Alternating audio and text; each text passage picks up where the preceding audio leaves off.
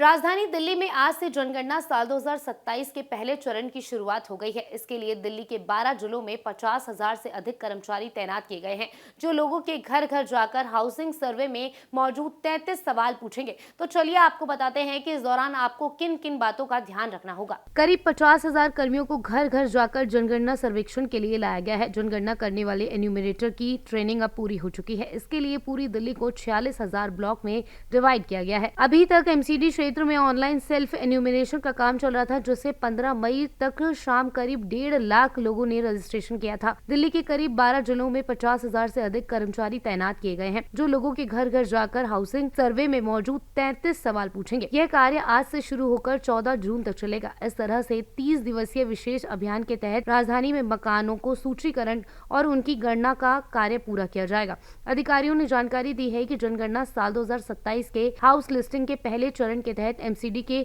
250 ward में स्वगणना का कार्य संपन्न कर लिया गया है।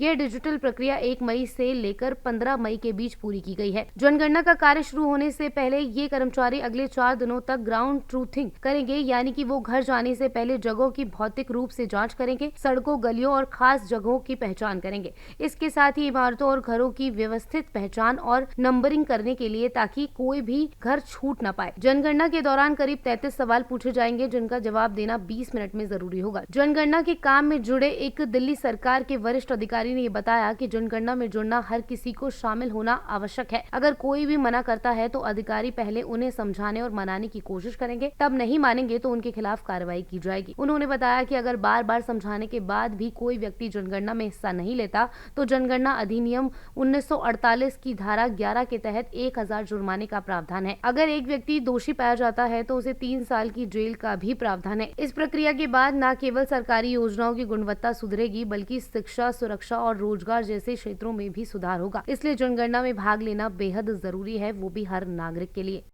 Subscribe now and press the bell icon.